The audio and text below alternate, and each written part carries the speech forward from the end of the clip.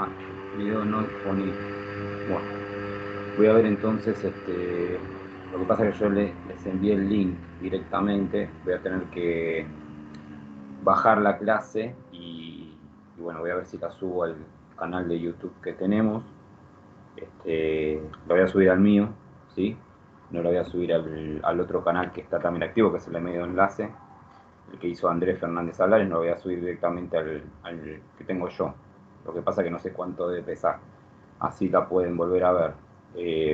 Si alguno más me quiere responder con respecto a eso, uno de ustedes, Jonathan, por ejemplo, no pudo volver a ver la clase. Le decía video no disponible. El resto intentó, no intentó.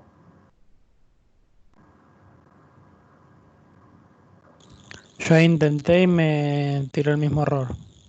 Perfecto. Bueno, entonces evidentemente voy a tener que bajar la clase y subirla.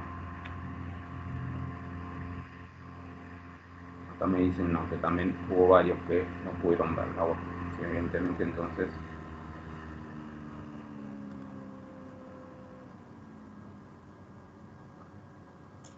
Darío, ¿esto es porque no tienen casilla de FRH, te parece?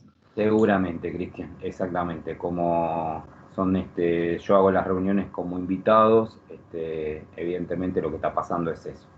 Como lo que pasa que yo de esa forma lo que hice fue, para no bajar la clase, fue enviar derecho el link. Bueno, por eso te dije a vos también que pruebes, te lo mandé al correo de Citefa, porque capaz que vos ingresando desde el correo de Citefa, no accediendo desde FRH, te pasaba lo mismo, pero bueno. Sí, yo me olvidé, no. Terminé con otras cosas y me olvidé de hacerlo, disculpa. Está bien, no importa, no es el tema. El tema va a ser que vamos a tener que bajarlas a las clases y subirlas a algún canal de YouTube, porque si no, no va a haber manera. Lo que sí, bueno, no sé si pesan mucho, ¿viste? Eso va a ser un tema. Pero bueno, Y es un tema. no Igual queda, como... aunque sea las primeras, ¿sabes? Sobre todo, por ejemplo, hasta que los chicos o sea, se vayan sumando cada vez más, cuando ya estemos casi todos, no va a hacer falta tener que andar subiendo todas las clases, entiendo yo, pero por ahora que son las primeras, hasta que se sumen todos, bueno, y tengan la posibilidad de verla, ¿no? Sí. Bueno, igual por ahí ya voy comentando, bueno, como verán, de esta clase no hicimos video previo, sí, porque gastamos bastante energía con un video de la resolución de un problema, que si bien todavía no dimos la teoría para resolverlo, ya está ese video, ¿no? Que son casi una hora, ¿no, Darío? El de problema de las dos varillas. El problema de las varillas es un poco más de una hora, porque un video, creo que un solo video dura 45 minutos, pero eso ya lo subimos. Eso ya está, lo subió Andrés y yo lo que hice fue pasarle a los chicos acá en el curso directamente el link ¿cómo se llama? Para que accedan directamente al canal de Andrés. Para no armar tanto lío, también lo subí al canal mío, pero, o sea, para no se arme tanto, ¿viste? Entonces ahí tienen todo y bueno, las cosas, por ejemplo, hay algunos ejercicios, eso le digo a todos ustedes, hay algunos ejercicios que hacemos videos, ¿sí? Que no están en el canal de medios de enlace, el canal podríamos decir oficial, ¿sí? Que hizo Andrés. Andrés, cuando digo Andrés, es Andrés Fernández Alares, sino que están en el canal que hice yo. Y también hay otro chico que da clases conmigo, de medios de enlace, es ayudante conmigo allá en AEDO, que también nos da una mano, así que él hizo algunos videos y próximamente los voy a subir. Lo que pasa es que no quiero amontonarlos de información hasta que no se vayan viendo más adelante, o sea, que no se vaya adelantando un poco más con los temas, porque si no, es preferible que vayamos más de a poco en ese tema. O sea, no quiero largar toda la información de una. Porque como lo estamos manejando de esta forma, me parece que hay que enviar la información de a poco, ¿no? No sé, mi opinión, no sé, Cristian, vos qué opinás. Sí, si no me parece que va a ser todo un caos. Ya bastante complejo debe ser, Por pero eso. bueno, no sé.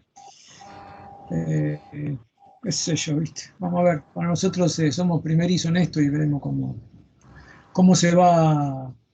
Hasta ahora parece que se va a ir desarrollando por más tiempo, así que bueno, vamos a tener que ir acostumbrándonos. Sí, esto va a ser para largo, parece.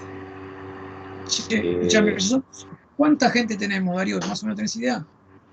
Justamente se están agregando todavía, ahí ya te digo bien, son 20 chicos.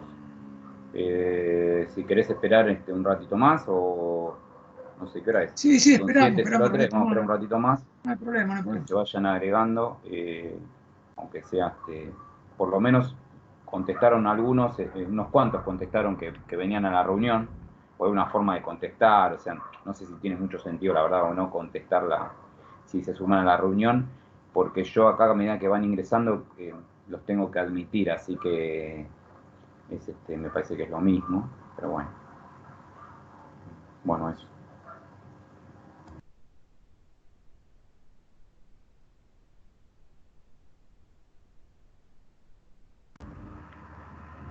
No sé si alguno estuvo haciendo algo con respecto a la materia,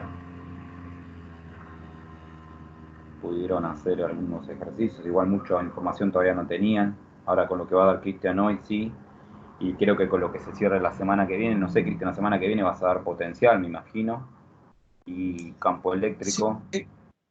sí, sí, la semana que viene, hoy si tenemos suerte, hacemos aunque sea una primera parte de potencial, una aproximación más bien rápida, como es un repaso, de hecho, y ya van a tener bastante elementos como para seguir trabajando, sí.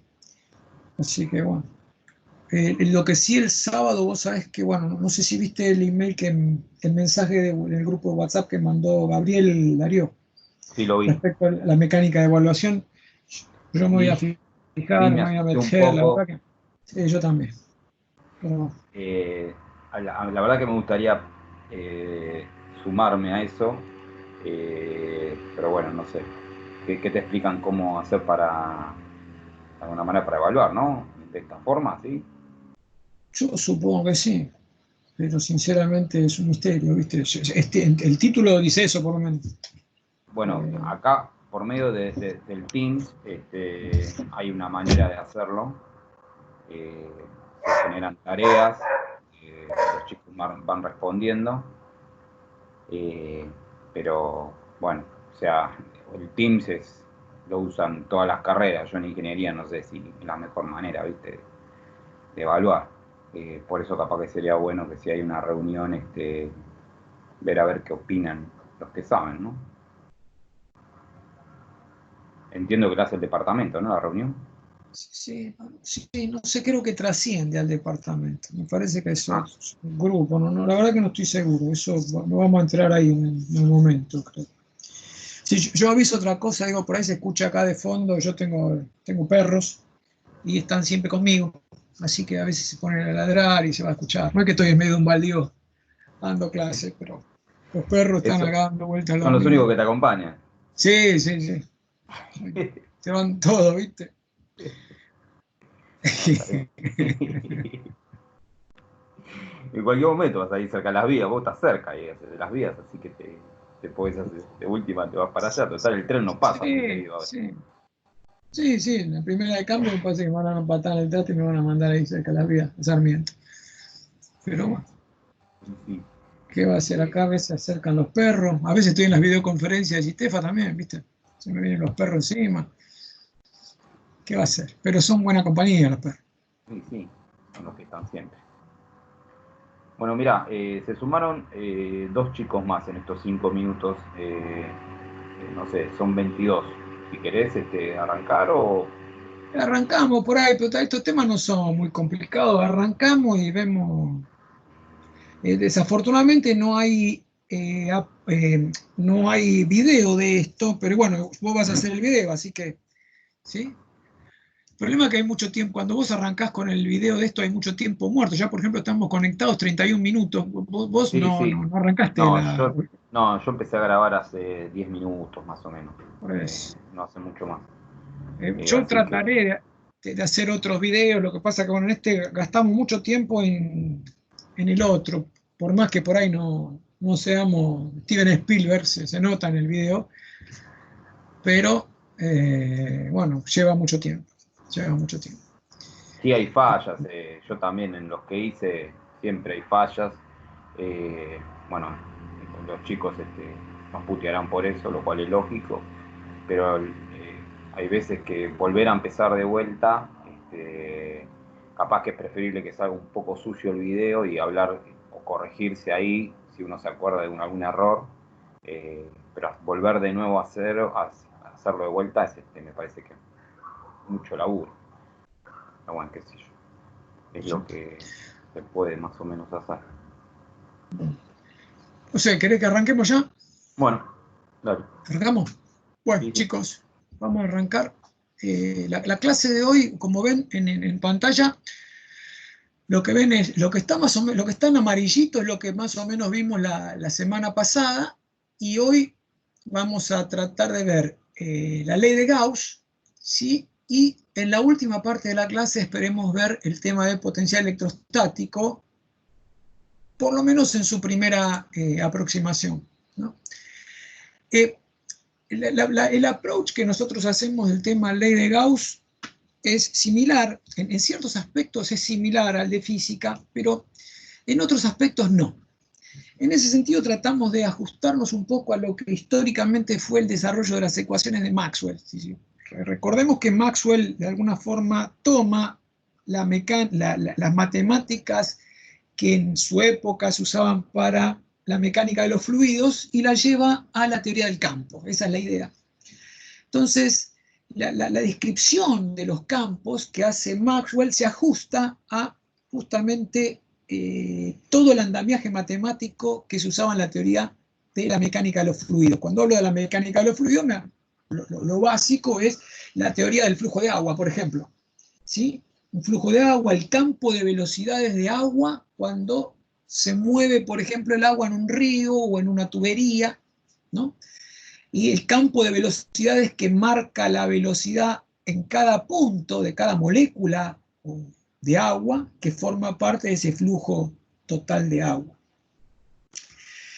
Por eso, en su jerga se usa la palabra flujo, por ejemplo, la palabra torbellino, son propias de esa disciplina. Los campos electrostáticos son campos que tienen fuentes de flujo, básicamente, y son campos que no tienen fuentes de circulación. Ustedes ya habrán visto, a consecuencia de que el campo es...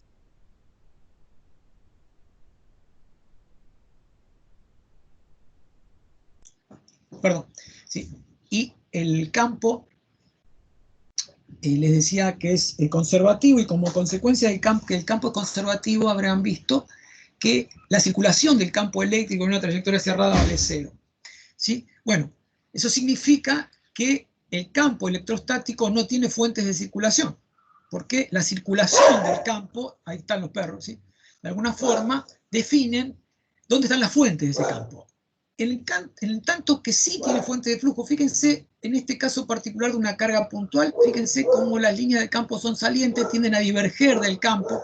De la misma forma, si la carga fuese positiva, el campo tiende a también tener una estructura de líneas parecidas, simplemente que en ese caso las líneas de campo son entrantes. Entonces, definir el flujo del campo eléctrico, ¿sí?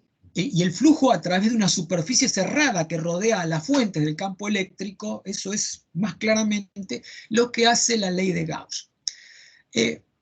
Estructuras de líneas de campo hay y muchas, y bueno, estas son básicamente tres que yo acabo de dibujar. Vimos en una aplicación de la Universidad de Colorado la semana pasada algo también en relación a esto, ¿sí?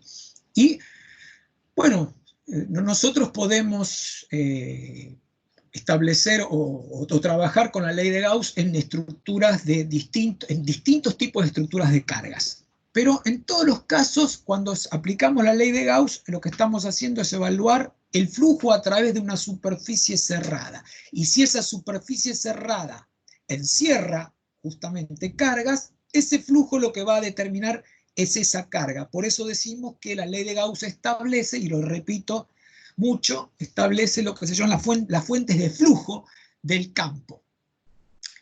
En el caso, y apreciarán ustedes que no tienden nunca a enrollarse como si lo hacen las líneas de campo magnético. Si ustedes se fijan, las líneas de campo eléctrico no tienen nunca a enrollarse.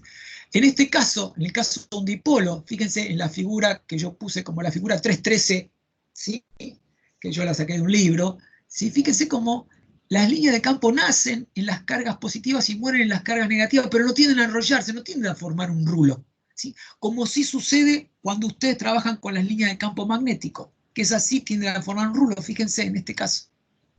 ¿Sí? ¿Ven cómo las líneas de campo magnético tienden a formar un rulo? Bueno, en ese caso, a la diferencia, ustedes verán que, si recuerdan un poquitito, si calculan la circulación del campo magnético a través de una trayectoria cerrada, y esa trayectoria cerrada encierra corrientes, van a ver que esa circulación es distinta de cero.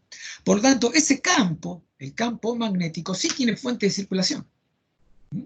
Pero no tiene fuente de flujo, porque si ustedes calculan el flujo a través de una superficie cerrada, en una estructura de línea de campo magnético, como las líneas de campo magnético siempre son cerradas, su flujo a través de la superficie cerrada siempre vale cero. Por eso decimos que el campo electrostático tiene fuente de flujo, pero no tiene fuente de circulación. En tanto que el campo magnético sí tiene fuente de circulación, pero no tiene fuente de flujo.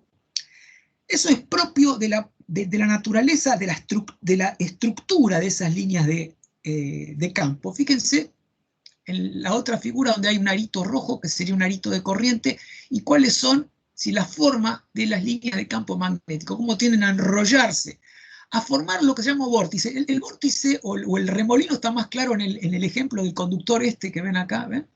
Conductor, y cómo se enrolla la línea de campo magnético, y cómo la densidad del flujo magnético, en este caso B, se hace cada vez más grande a medida que estoy más cerca del conductor. ¿Sí? Entonces, se parece a una línea de vórtice. El vórtice es propio de...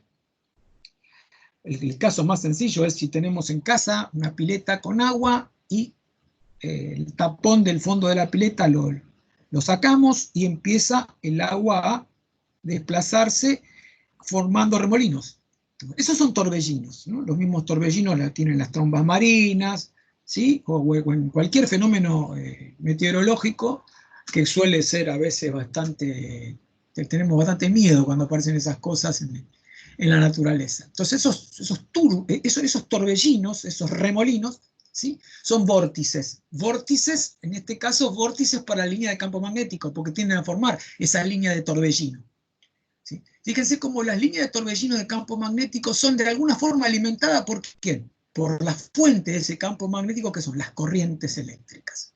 No sucede lo mismo con las líneas de campo eléctrico. Hay otras estructuras de líneas de torbellino, líneas de remolino, de vórtice, que no necesariamente son la elemental esta que yo marco acá, sino tienen otras estructuras donde sí, fíjense que tiende a parecerse, ¿sí? Pero que no exactamente tienden a formar líneas cerradas, pero sí tienden a conformar una suerte de estructura de vórtice en algún punto. En este caso, en esta estructura, fíjense como acá en el origen, prácticamente aparece un fenómeno de vórtice también, ¿sí? Donde solamente el campo, en este caso marcado con unas flechas, está definido en unas regiones bien definidas, como ven, y en las otras regiones no está definido, vaya a saber qué valor adoptan, dado que esto es simplemente una representación matemática de un campo vectorial, que no necesariamente se ajusta a una realidad física.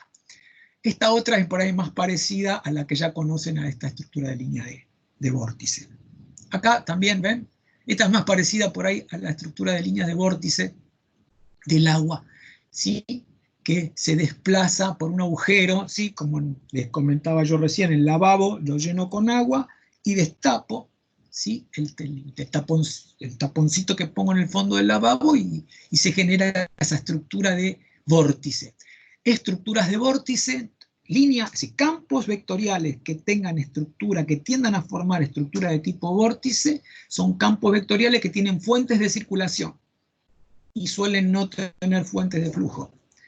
Y viceversa, aquellas estructuras de líneas de campo que tienen fuentes de flujo, que tienden a emanar de un punto esa línea de campo, por ejemplo, la energía solar que está irradiada por el sol, ¿sí? o una lámpara incandescente, ¿sí? Tiende a ser parecido a el caso de las líneas de campo eléctrico radiadas, que en realidad que emanan de las cargas, no radiadas, porque la palabra radiación acá en el electromagnetismo tiene una significación especial, así que hay que tener cuidado cuando la mencionemos. En el caso del Sol sí, está radiando justamente energía electromagnética. Este otro caso, que es la figura, fíjense que es un caso donde la estructura de línea de campo tienden a formar esos vórtices.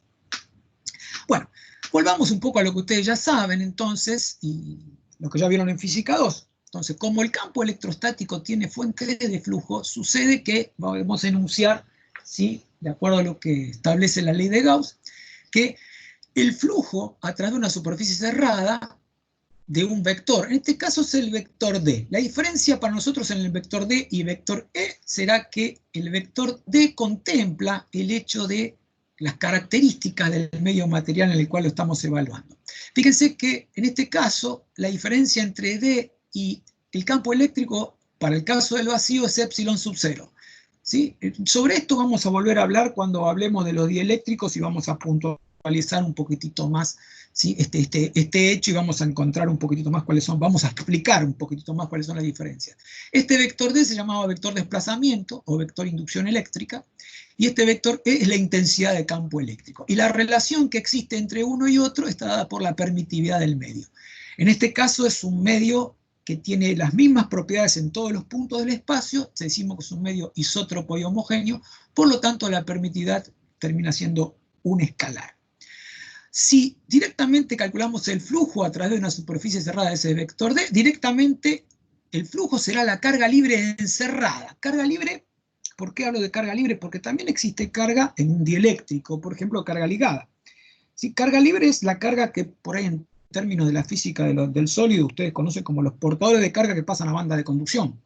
Un átomo ionizado, por ejemplo, que fluye libremente, eso es carga libre. Pero carga, electrones que están en la banda de valencia y que conforman un dipolo, por ejemplo, eso no es carga libre, es carga ligada, ¿sí? Que justamente la aplicación de la ley de Gauss y el estudio de los dieléctricos nos va a permitir discernir bien entre una y la otra. La carga libre es la carga que vaga libremente justamente por un sólido o por el vacío, con alguna fuerza que la está, digamos, impulsando. Si el vector D lo reemplazamos por el campo eléctrico, fíjense cómo adopta esta expresión la ley de Gauss. Y si somos mucho más elegantes y en la región donde están las cargas definimos una densidad volumétrica de carga, queda claro que la carga Q está definida como la integral de volumen de la densidad volumétrica de carga que ya habíamos hablado la semana pasada. Yo voy a seguir con esto, me parece que esto es bastante fácil, ¿sí? Y cuando se vaya complicando ahí vamos a parar un poquitito. Vamos a aplicar la ley de Gauss para el caso más elemental, una carga puntual en el origen. Vamos a aplicarla con el vector D, por lo tanto, si elijo una superficie gaussiana que rodea a esta carga, aplico, ¿sí?, la ley de Gauss, y acá se ve claramente otro hecho que es muy trascendente, y es este. La ley de Gauss tiene un poder teórico y permite generar otras herramientas para el electromagnetismo que son fundamentales, ¿sí? De hecho, la ley de Gauss es una de las ecuaciones de Maxwell en su versión integral. Y es una de las propiedades integrales del campo eléctrico. Habíamos dicho que había dos propiedades integrales, la propiedad de circulación y la propiedad de flujo. Pero desde el punto de vista práctico, para resolver problemas prácticos, y bueno, permite resolver muy pocos problemas. Fíjense en este caso particular. Si bien yo no lo dibujé acá, creo que es bastante obvio, supongamos que a esta carga la encerramos por una superficie gaussiana esférica. Queda claro que uno ya sabiendo que el campo eléctrico generado por esta carga puntual es radial, y si todos los puntos de la superficie gaussiana equidistan, porque es una esfera justamente del centro donde está la carga, uno puede adivinar previamente que el campo siempre es perpendicular a la superficie gaussiana planteada. Asimismo, como la distancia de la superficie de cada uno de los puntos de la superficie gaussiana a donde está la carga, esa distancia es la misma, queda claro que la amplitud de ese campo o del vector D es el mismo. Por lo tanto, en esta ecuación directamente uno prácticamente puede sacar fuera de la integral ¿a quién? al vector D. Entonces, de alguna forma es hacer trampa esto, en el sentido de que estamos resolviendo un problema, queremos saber cuánto vale el campo eléctrico, pero para poder saber cuánto vale el campo eléctrico tenemos que saber algo de ese campo eléctrico. Tenemos que saber, por ejemplo, cómo está orientado, para poder escoger adecuadamente la superficie gaussiana. Por lo tanto, la ley de Gauss sirve para resolver muy pocos problemas. Aquellos problemas donde la simetría en la estructura del campo es muy clara, y podamos, de la integral que ven acá, extraer fuera la expresión del campo. Fíjense, en el caso particular, hemos supuesto que D es una función de R, si hablamos de R mayúscula como la distancia radial en coordenadas esféricas, y por supuesto, como es radial esa dirección, le pusimos de prepo un versor R, R mayúscula versor, porque nos habla de justamente el vector D según la dirección radial. Un diferencial de superficie asociado a esa superficie gaussiana que lo rodea es este que ven acá. El diferencial de este es R versor por R cuadrado por el seno de tita diferencial phi.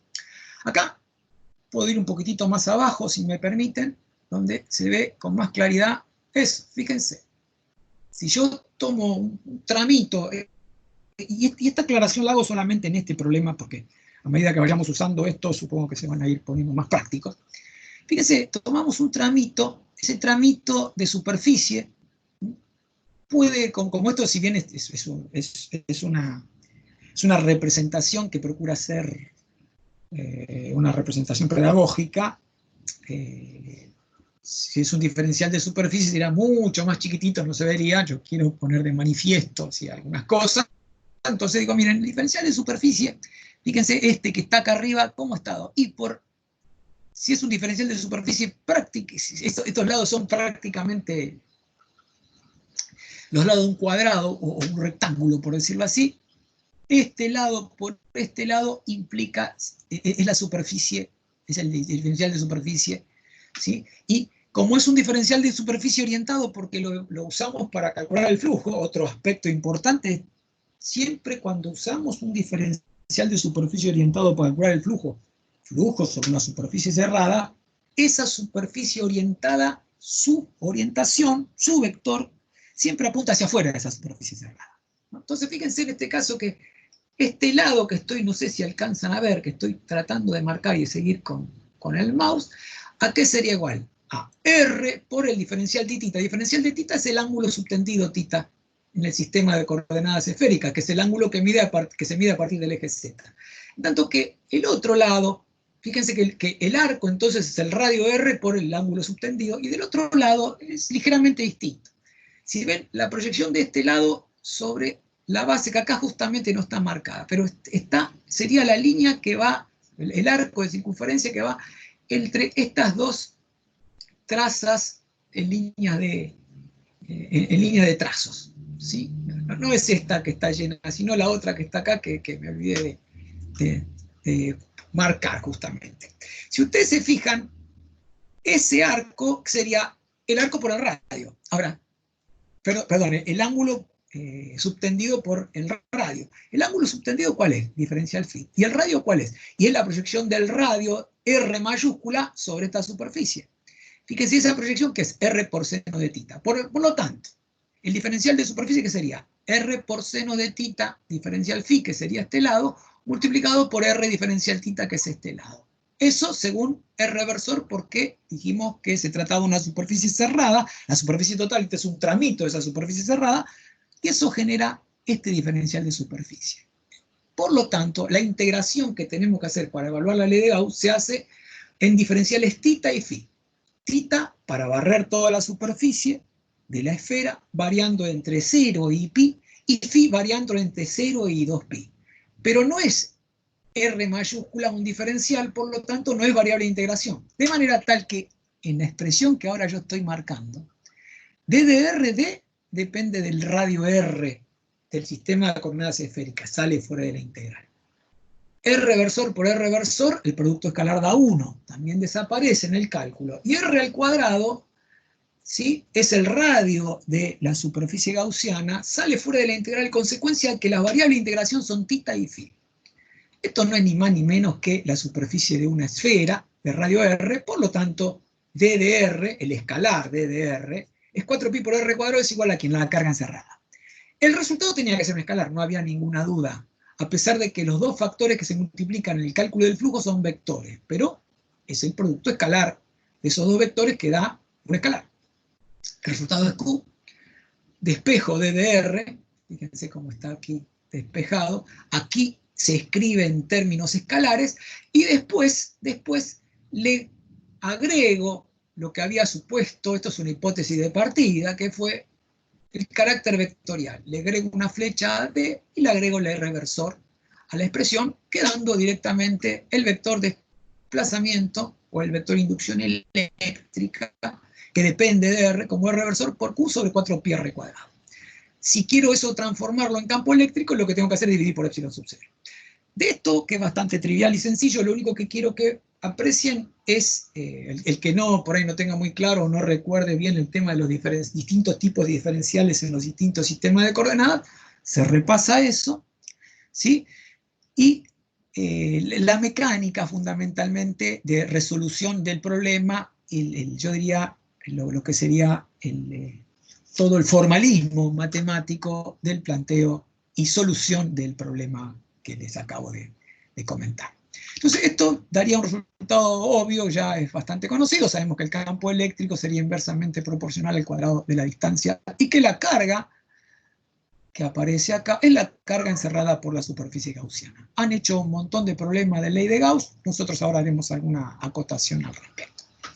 Pero otro aspecto que por ahí quería puntualizar y fue, digamos, objeto de una digresión la clase pasada, es el hecho de cómo trabajamos y trabajamos con cargas puntuales.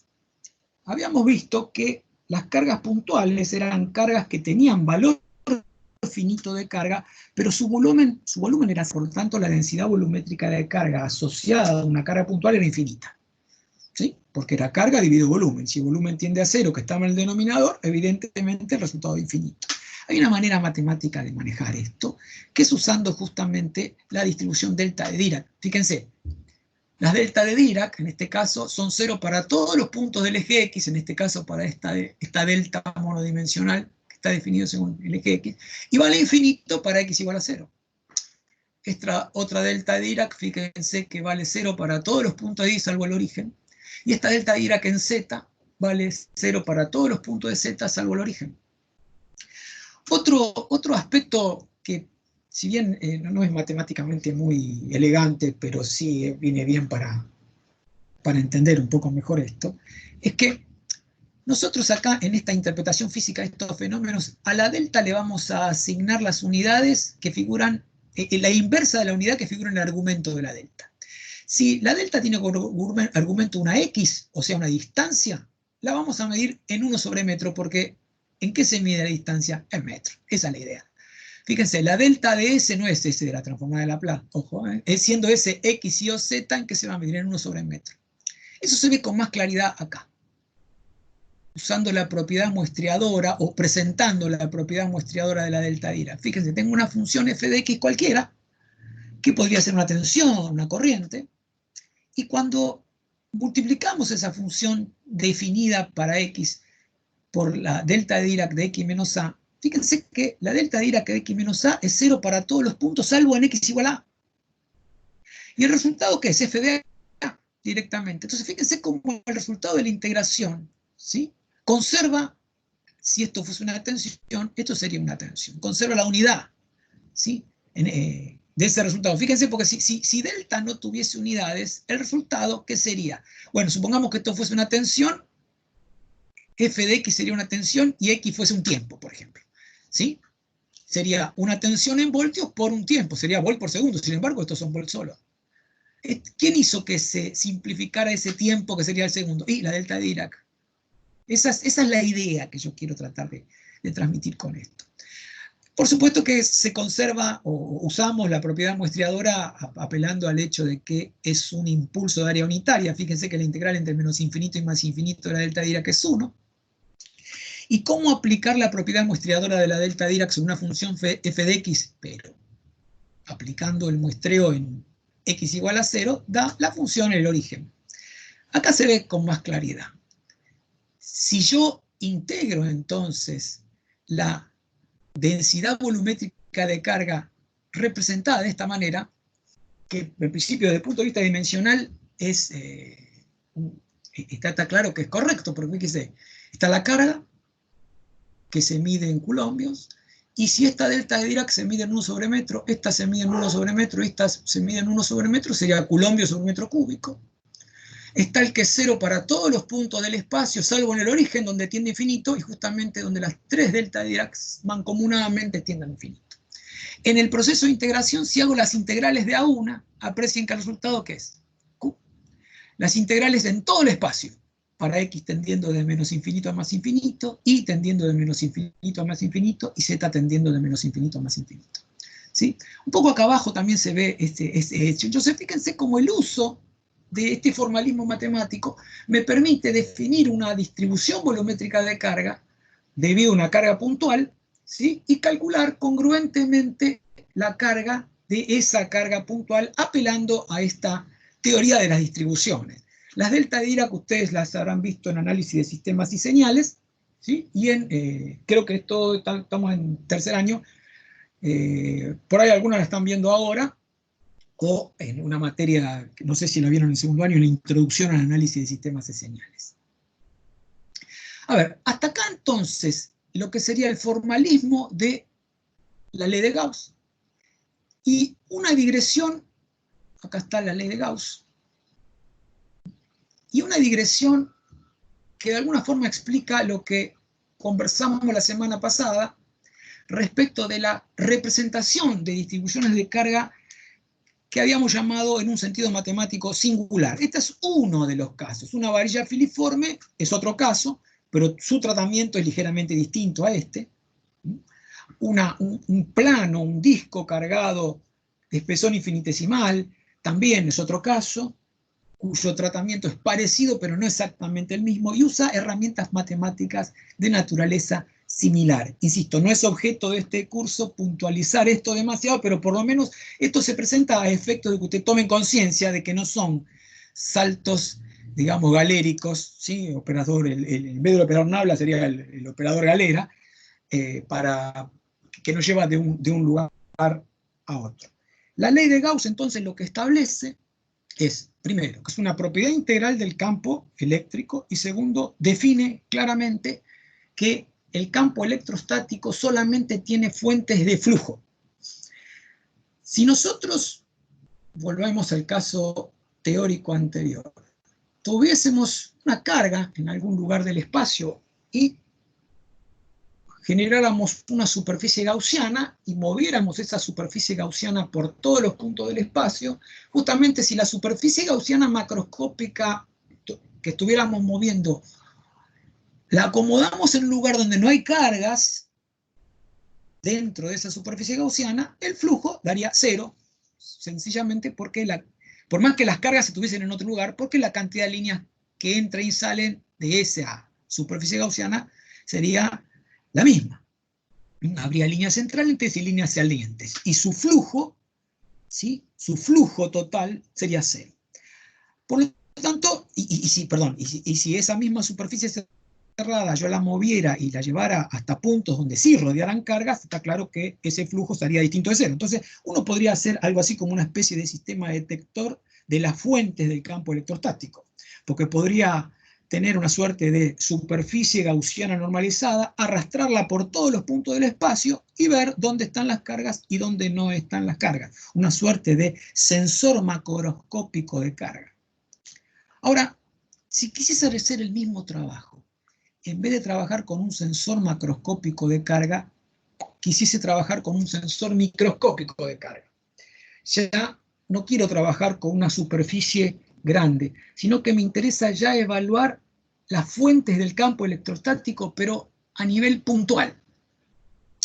Sería algo así como un flujo, no sobre una superficie cerrada macroscópica, sino sobre una superficie cerrada microscópica, haciendo que esa superficie tienda a cero. ¿Qué herramienta usamos cuando tenemos que hacer una cosa así? La divergencia. La divergencia matemática que habrán estudiado en análisis de sistemas, en el análisis matemático 2, en la última etapa del análisis vectorial. ¿Qué es la divergencia? Entonces, la divergencia es un operador escalar sobre un campo, directamente, que en este caso sobre un campo A. Fíjense, es el flujo sobre una superficie cerrada. Esa superficie cerrada que encierra un volumen. Pero en vez de ser el flujo solo, es el flujo por unidad de volumen. Es una suerte de densidad de flujo, densidad volumétrica de flujo. Divido el flujo, ¿por quién? Por el volumen que encierra esta superficie cerrada en la cual yo hago esta integral. Acá parece que salió medio corrida el símbolo. El símbolo cuadradito es de un flujo a través de la integral doble, la cerrada, no una sola de las integrales. Y en el límite, cuando el volumen tiende a cero, fíjense que como el volumen tiende a cero, el numerador va a ser cada vez más chiquitito, porque el flujo es cada vez más chiquitito, porque la superficie se hace cada vez más chiquitita. Pero el volumen encerrado también tiende a cero, de forma tal que su cociente que tiende a un valor finito, y ese valor finito es un escalar que es la divergencia del campo. Entonces, la divergencia de un campo, ¿qué termina siendo? Termina siendo una forma de evaluar un flujo, pero de forma infinitesimal, ¿sí? Por eso que la divergencia del campo, en este caso el campo electrostático, dará, en vez de una propiedad integral del campo como era el flujo, una propiedad diferencial. Por eso vamos a pasar de la propiedad integral del flujo, que es la ley de Gauss, a la propiedad diferencial del flujo que va a ser evaluada a través de la divergencia. Yo la verdad que hasta yo me estoy pudriendo. Entonces por ahí necesito alguna realimentación. ¿Se entendió o no se entendió? Aunque sea si alguno está vivo todavía, déme alguna señal de vida. Sí, sí, se está entendiendo. Sí, se entiende. Bueno, mienten bien, muchachos. Bueno, yo no ¿Que te dijeron pelota, algo? No escuché. ¿Cómo, Darío? Yo no te estuve dando mucha pelota porque estuve subiendo el video de la clase pasada a YouTube, así que... Tranquilo, no te perdiste nada, no te preocupes. Estuve escuchando, no, escuché el audio constantemente, Está bien, pero está bien, no hay no, problema. aparte sobre todo porque van entrando chicos... ¿Cuántos hay? ¿Cuántos tenemos ahora en la clase ya? 24. Bueno, va mejorando. Sí, No me sí, acuerdo, la verdad es que no me acuerdo de la semana pasada cuánto habíamos tenido. Es otra más o cosa menos. que nosotros no tomábamos lista ni nada, porque la verdad que me parece que es una locura hacerlo. No tiene Supongo que no me sentido. vendrán a hinchar con eso. No, me imagino que no sé, que si te preguntaron a vos o algo, pero me parece que no es correcto, no sé. Algunos toman listas, no sé, yo me parece que es una locura. Me parece Sí, que no tiene sentido. Pero bueno, cada uno para mí sabe lo que tiene que tampoco, hacer. lo que sé yo, hay de todo. Me silencio Bueno, porque pasa el basurero y si no es un quilombo. dale. No hay problema, no hay problema. Bueno, entonces seguimos con este concepto que pasamos de lo que era una ley o una propiedad integral del campo, que era la propiedad del flujo, porque ese campo podía describirse como un campo vectorial con fuente de flujo, pero no tiene fuente de circulación. ¿Sí? Esas líneas de campo tienden a brotar, tienden a diverger de las fuentes del campo. Esa es la razón por la cual el flujo infinitesimal, por decirlo así, ¿qué sería? La divergencia del campo. Operativamente después vamos a ver cómo operamos, cómo trabajamos con este operador Nabla. Nosotros solemos usar esta simbología. La divergencia del campo es un escalar. Y este operador Nabla, ustedes ya lo habrán usado, y sobre el cual vamos a volver a hablar, ¿sí? Fíjense que lo estamos representando de la siguiente forma. Si el operador Nabla afecta a un campo escalar, fíjense que su producto escalar, a pesar de que no hay ningún punto en el medio, está sobreentendiendo que se trata de un producto escalar. Y el resultado de ese producto escalar, que sería un escalar. Entonces, cuando Nabla acompaña a un vector, ahí decimos que es una divergencia. Ahora, si Nabla acompañara a una función escalar, ahí es un gradiente, es una cosa diferente. Ya entiendo que esto ya un poquito lo han masticado, pero yo lo vuelvo a refrescar porque, bueno, a veces suele ser que es un tema a veces medio álgido y que generan algún tipo de conflicto. Si seguimos entonces, fíjense estos dibujitos, ¿sí? La figura 6, clase 2, dice, fíjense si tenemos, imaginemos que acá tenemos una carga puntual, fíjense como el flujo a través de esta superficie es positivo porque las líneas de campo son salientes. Acá estoy planteándolo en términos de flujo macroscópico, ¿no? Flujo de ley de Gauss, no flujo microscópico como lo planteo en la definición de la divergencia. Pero al definir la divergencia ya me estoy anticipando y le digo, miren, de la misma forma que existe la propiedad integral dada por la ley de Gauss, propiedad integral, ¿sí? La ley de Gauss en su versión propiedad integral, también va a existir la propiedad diferencial, esto es, la propiedad diferencial de los campos que va a caracterizar el campo punto a punto en el espacio. Acá fíjense, el flujo es positivo porque las líneas de campo son salientes, el flujo acá es negativo porque las líneas de campo son entrantes. Fíjense, punto a punto de esta superficie el campo es entrante en tanto que el versor es saliente hacia afuera, eso genera un signo negativo, ¿sí? En el producto escalar. Y acá fíjense como el flujo es cero, consecuencia de que la superficie no encierra ninguna carga. Otro punto que por ahí a veces no se puntualiza demasiado es, supongamos que yo calculo, pongámonos en este caso, en la carga roja, en esta carga positiva, y que yo acerque una carga negativa por acá, pero que esté fuera de esta superficie. Yo acerco otra carga negativa, resulta que la configuración de línea de campo va a cambiar. No hay duda porque se va a formar una especie de dipolo, ¿sí?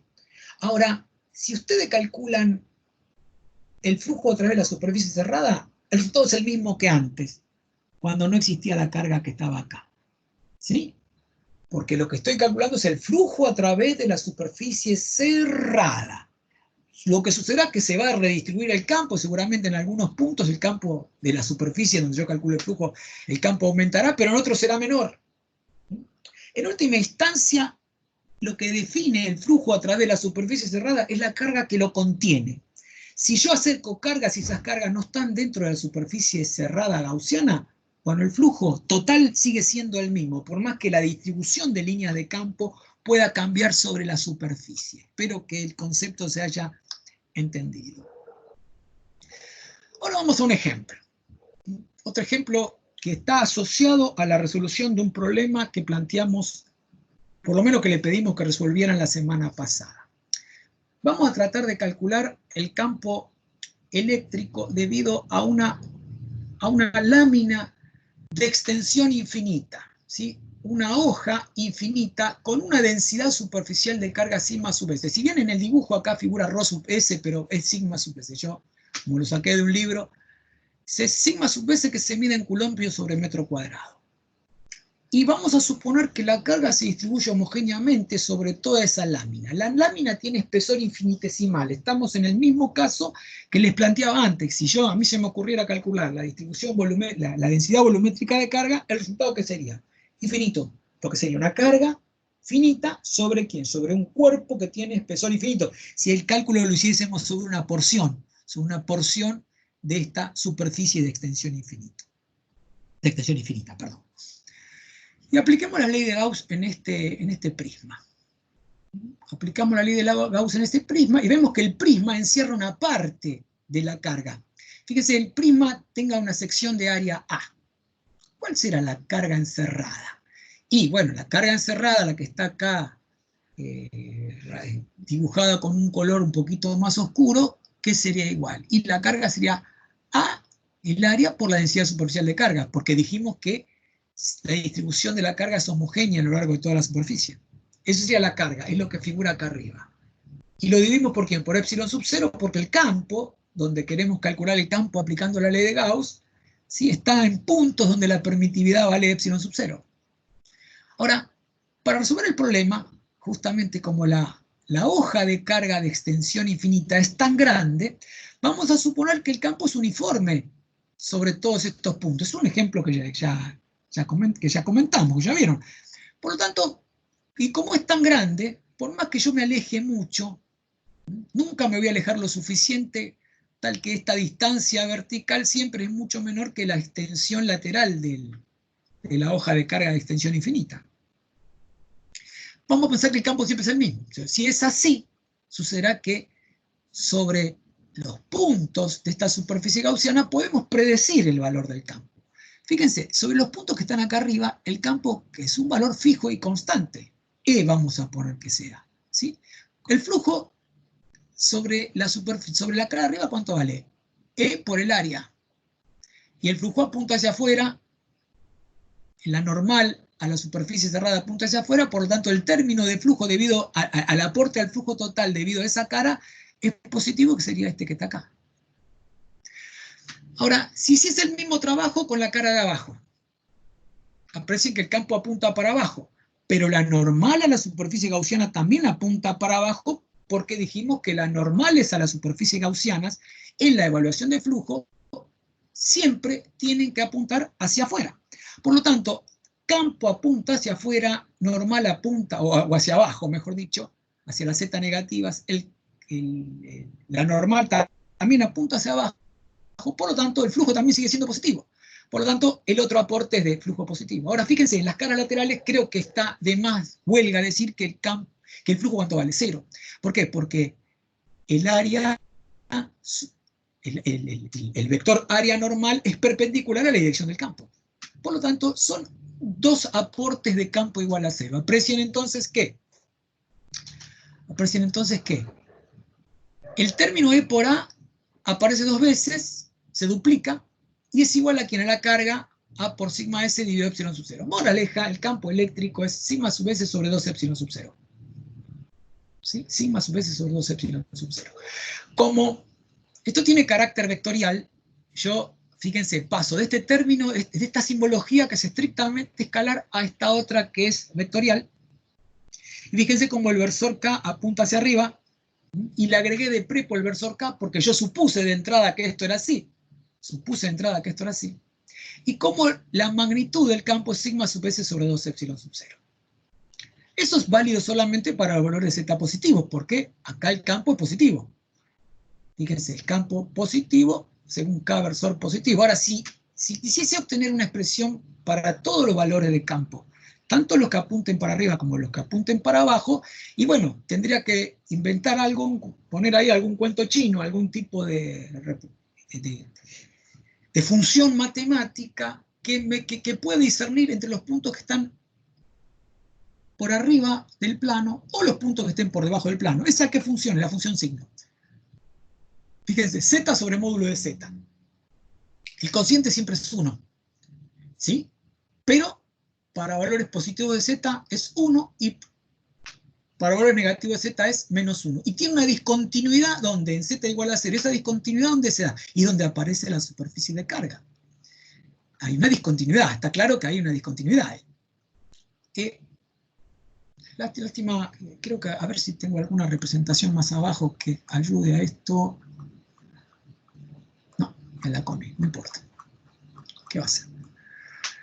Queda claro que entonces el campo es, según una dirección positiva de la z, es apunta hacia arriba, por lo tanto lo ponemos como positivo, y según la z negativa apunta hacia abajo, ¿sí? Y fíjense que esas dos componentes de campo que son normales a esta superficie tienen una discontinuidad en la distribución, consecuencia de que aparece una densidad superficial de carga, ¿sí? Que representamos matemáticamente con la función psi.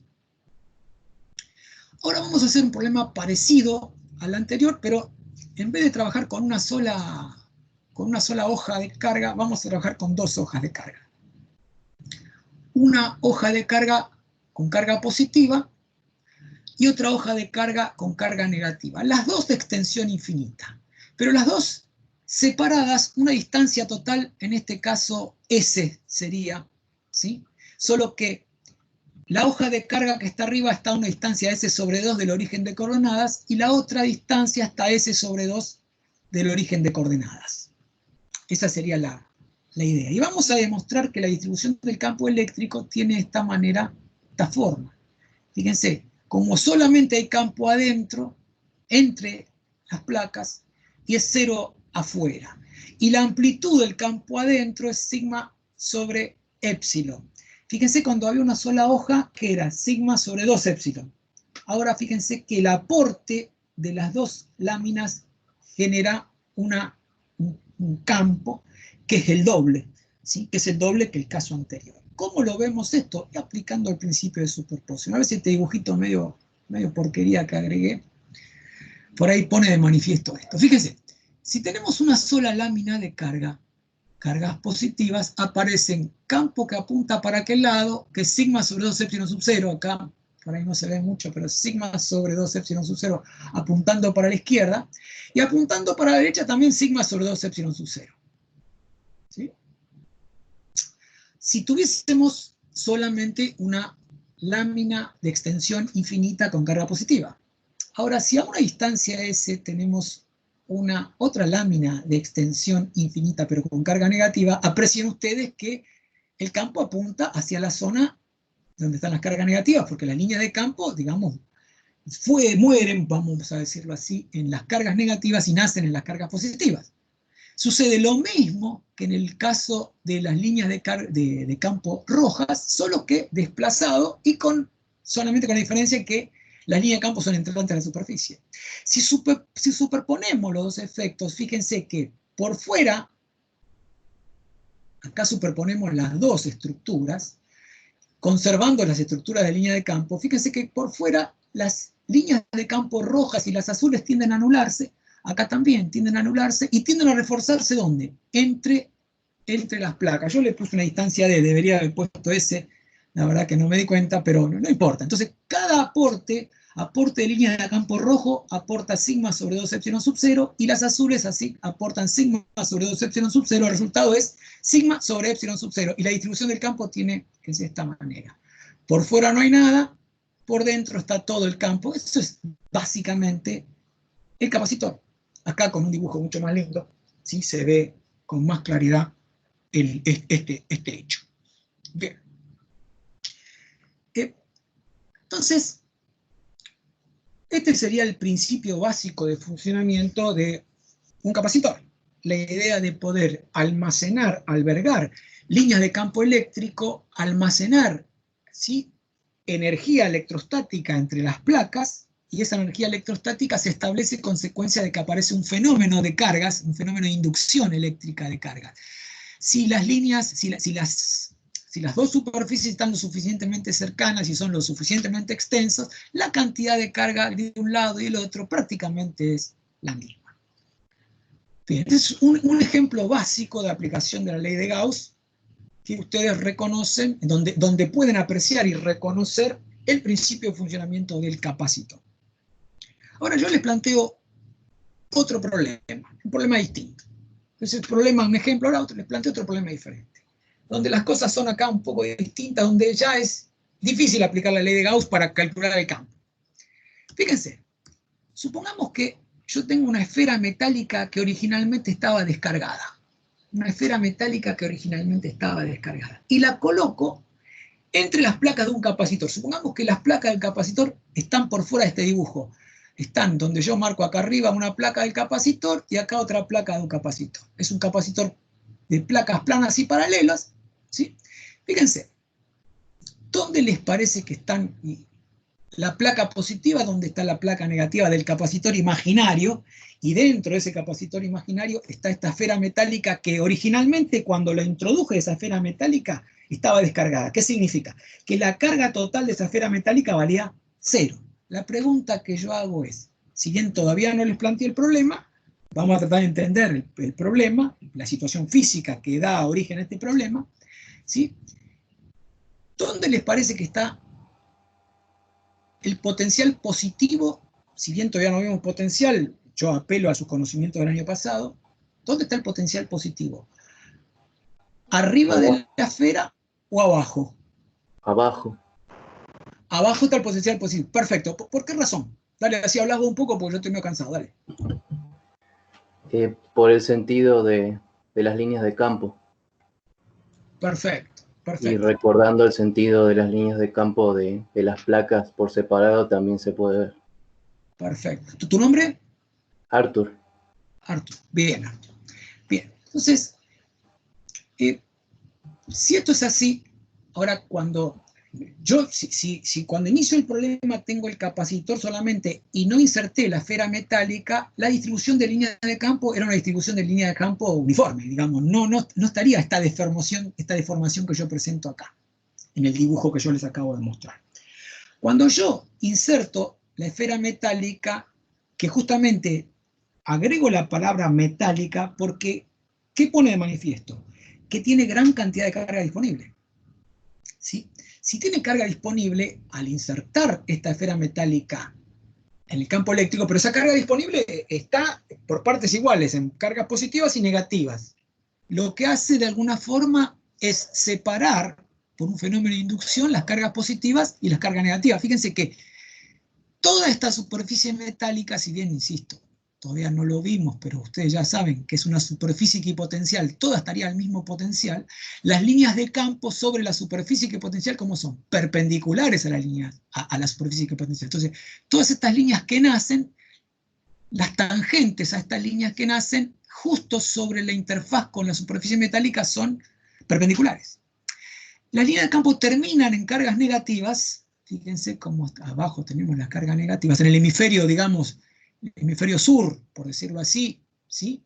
Acá estaría el ecuador, acá en el medio, acá en el hemisferio norte de esa esfera metálica, las cargas son positivas porque, fíjense cómo nacen nuevamente ahí las líneas de campo. Y el campo dentro de la esfera metálica es igual a cero porque todo conforma una superficie equipotencial.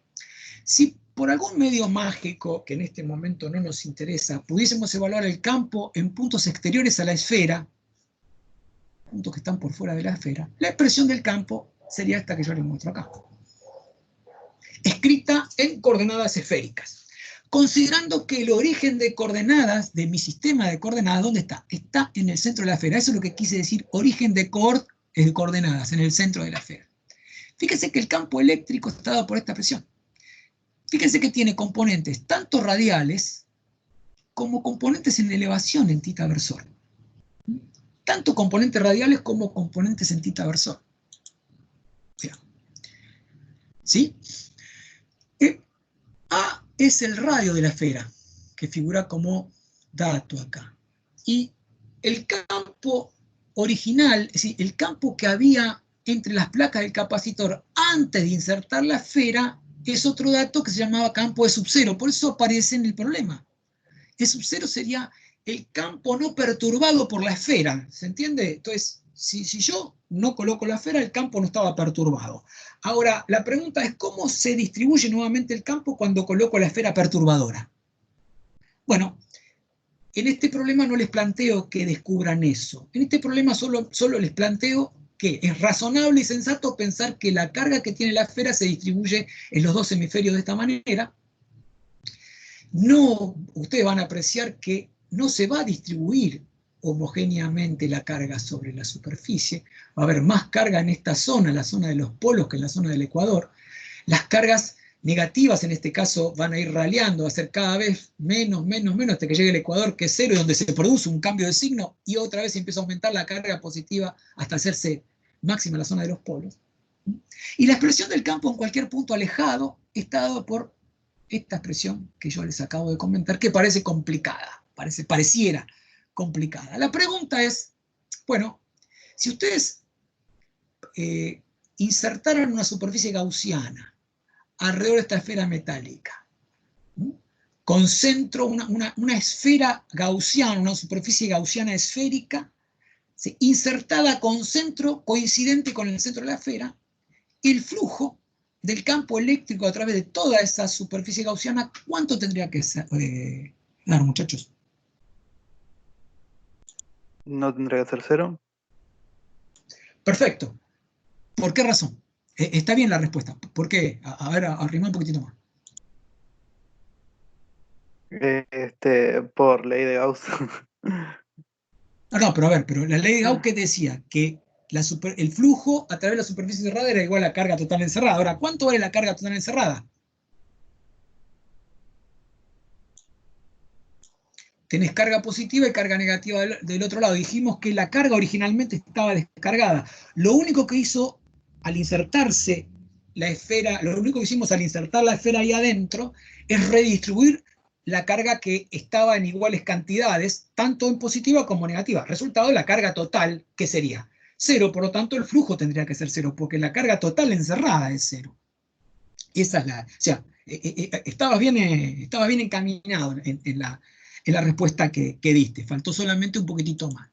Ahora, matemáticamente, plantear la ley de Gauss en este problema y no era tan fácil. Sí, por ley de Gauss no podríamos haber adivinado que el campo tiene esta expresión.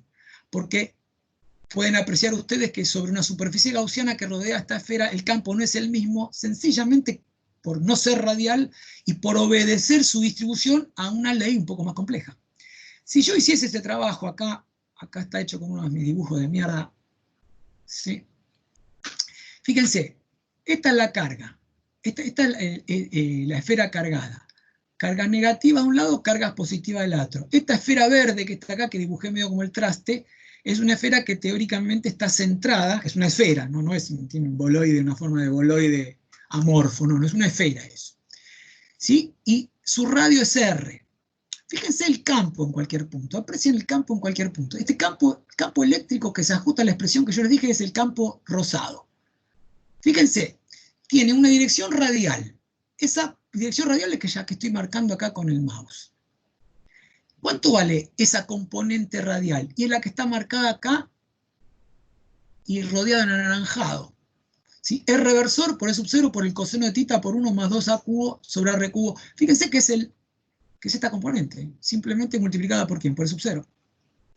La otra componente, ¿cuál es? Y la componente en elevación, sí, suponiendo que el eje Z, por ahí lo vería derecho cuando arrancó, está en esta dirección, ¿no? El eje Z está en esta dirección. Fíjense que esa componente es esta que está en azul. Si tita crece desde Z hacia el plano X y tita crece desde acá, como estoy marcando, hacia allá, este componente azul apunta en contrario a la dirección de crecimiento de tita. Por eso es una componente según tita versor negativo, multiplicada por E sub 0 seno de tita por 1 menos a cubo sobre r cubo. ¿Cuál es este término? ¿Ven cómo aparece claramente en coordenadas esféricas las dos expresiones del campo, las dos componentes del campo? Por lo tanto, el campo tiene una componente según una dirección radial y tiene otra componente según una dirección en elevación. Para el cálculo de la ley de Gauss queda claro que la superficie gaussiana generará un diferencial de superficie cuya expresión es similar a la que vimos en el primer problema, y el resultado, como bien dijeron ustedes, tiene que ser 0. No había duda que esto sea así. La operación matemática inserta dentro de la expresión, si simplemente tiene por objeto verificar la ley de Gauss solamente, porque ya está claro que la ley de Gauss aplicada a la resolución de este problema generaba un sinnúmero de dificultades, esto es, dificultades insalvables para calcular el campo conociendo la carga, porque era muy difícil ubicar una superficie gaussiana de antemano que nos permitiera adivinar que el campo tuviese esta expresión. Acá están mis amigos los perros que se dieron a proteger. Bien, entonces, en la expresión, fíjense, cuando yo evalúo el flujo, escribo el campo vectorial con sus dos componentes, en R versor, y esto es E sub tita por tita versor, por si no se entiende la letra. E con el subíndice tita por tita versor. Multiplicado por el diferencial de superficie radial. Cuando yo aplico distribución, aplico propiedad distributiva, fíjense que el R versor solamente va a generar un valor distinto de 0 al multiplicarse por R versor. Pero R versor y tita versor son perpendiculares, por lo tanto su producto escalar, ¿cuánto vale? 0. De manera que la componente E sub tita en el cálculo del flujo desaparece generándose entonces esta expresión. Fíjense, E sub R por R cuadrado, seno de tita diferencial phi. Los versores R desaparecieron porque su producto escalar da 1. Ahora, donde dice R, ¿qué coloco? Esto que está acá. Lo integro y el resultado da 0. No está hecha la integral acá, pero van a ver ustedes, pueden justificarlo, que la integral da 0 directamente. Entonces, eso es consecuencia de que la carga total de la esfera que originalmente estaba descargada, ¿sí? Y lo único que hizo el hecho de insertar la esfera descargada en el campo, y digamos el campo generado por ese capacitor de placas planas y paralelas, lo único que hizo fue redistribuir la carga que ya existía. Entonces, si yo hubiese aplicado la ley de Gauss para la esfera descargada sola, sin meterla en ningún capacitor, el resultado del flujo hubiese sido 0 porque la cantidad total de carga encerrada era 0. Ahora fíjense cómo inserté la esfera entre las placas del capacitor, se redistribuyeron las cargas, pero el flujo sigue siendo cero. ¿Se dan cuenta? Es un poco lo que yo quise decir antes cuando les acerqué una carga negativa, hipotética carga negativa, a la carga positiva, cuando enunciamos la ley de Gauss. El otro ejemplo que ustedes ya conocen es el ejemplo de las capacitores de placas planas y paralelas, ¿sí? Donde lo único que podemos decir acá un poquitito más, que un poco diferente de lo que ya por ahí están acostumbrados a escuchar, es que en la zona de los bordes, las estructuras de la línea de campo tienden a curvarse, por lo tanto ya no vale que el campo es uniforme, ¿sí? en la zona de las puntas. En los bordes, y en los bordes lo que sucede, como siempre sucede en todos los bordes, en las estructuras metálicas, tienden a acumularse carga. Entonces, seguramente en esta zona de los bordes, los flancos de los bordes del capacitor, va a haber más carga que en el centro. En el centro van a tender a distribuirse de forma homogénea, pero en los bordes no, va a haber más carga. Son los problemas, lo que surge de justamente la aproximación a la solución de un problema en términos idealizados a cuando tenemos un problema más parecido al real. El mundo real es más parecido a este, donde hay distorsión en la distribución de línea de campo. Por lo tanto, acaba del otro lado de las placas del capacitor y algo de campo eléctrico va a haber. Y lo ideal es que no hubiese, que sería cero. Pero algo va a haber. Tendría que ser mucho menor que el que tenemos dentro, porque si no, no es un lindo capacitor. ¿Sí? Para que ese fenómeno de que el campo por fuera del capacitor sea prácticamente nulo, cuanto más cercana estén las placas del capacitor y la permitividad del dieléctrico sea más alta, mejor. ¿Sí? Si el efecto es mucho más notable. El hecho de la distorsión de la distribución de líneas de campo en los bordes hace que el cálculo de la capacitancia, que uno está acostumbrado en este caso, y ya han deducido en Física 2 que el área, las áreas enfrentadas por épsilon, en realidad sería el épsilon del medio que está entre las placas del capacitor. Si acá es aire, ponemos épsilon sub 0 dividido la distancia, eso es la capacitancia. Ahora, si queremos contemplar el hecho de que en los bordes se produce esta distorsión de las líneas de campo, bueno, deberíamos agregar algún término más. Su cálculo analítico es un poco complejo, no digo que no pueda hacerse, sí puede hacerse, pero es complejo. Su cálculo numérico es más cercano de hacerse, consecuencia de que hoy por hoy tenemos computadoras digitales que permiten hacerlo.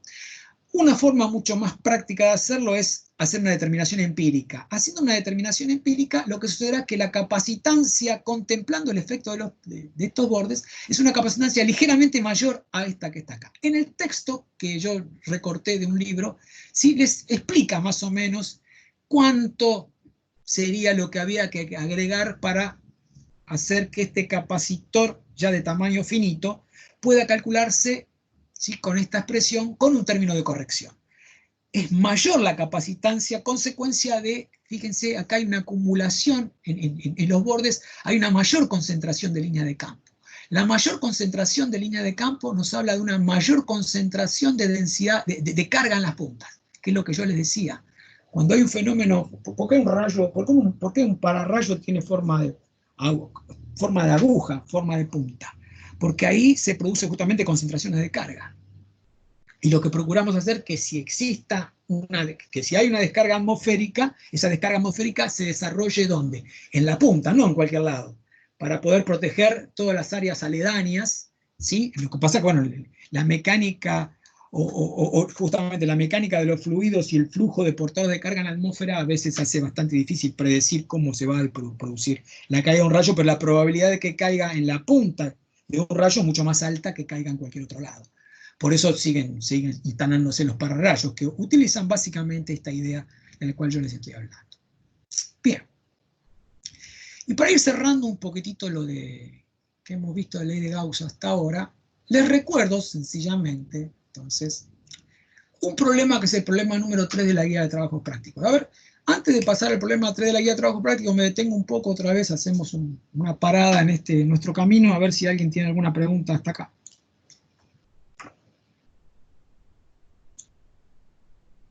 Escucho, yo me muteo a ver si alguien tiene algo para preguntar.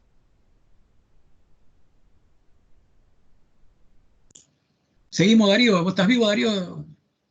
¿O estuve hablando solo todo este tiempo? ¿No? Después me tuve que mudar, pero ¿Qué? estoy vivo. ¿Fuiste al caño otra vez? Sí, tuve que... sí. Perfecto. Ya se ve Me veo que insostenible retumba ahí. arriba. Sí. Estás debajo de la Bueno, autopista, supongo, en alguno de los más o caños del menos, cruce sí. de agua. Perfecto. Sí. Bien. Bueno, seguimos entonces. Esperen un minutito, por favor. Esperen un minutito.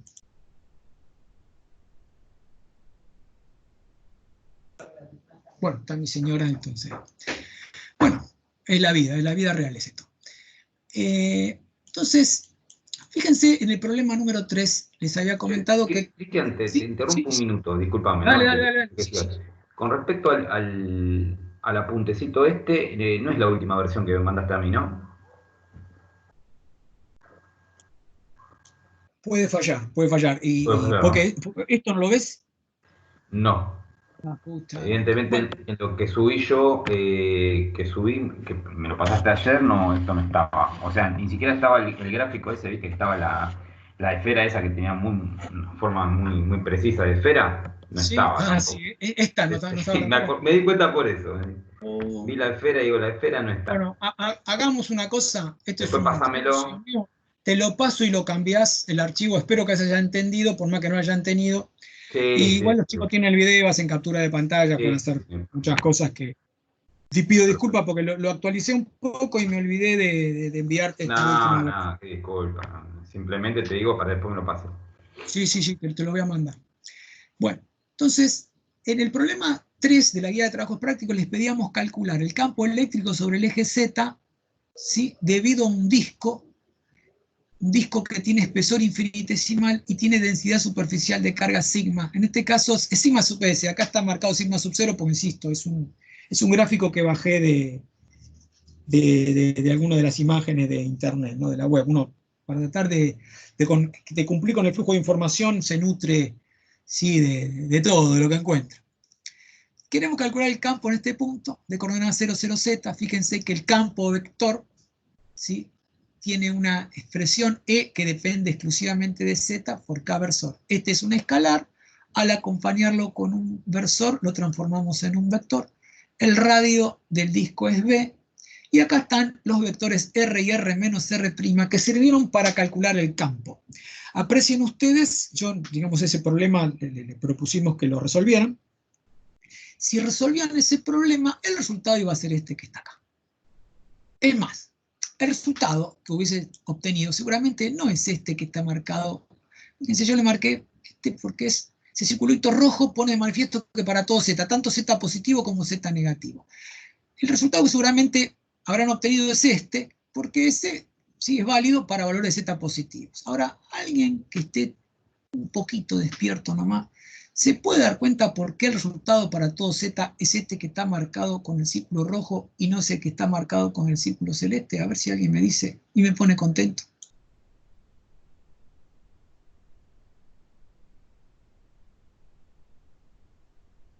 Parece que voy a seguir triste.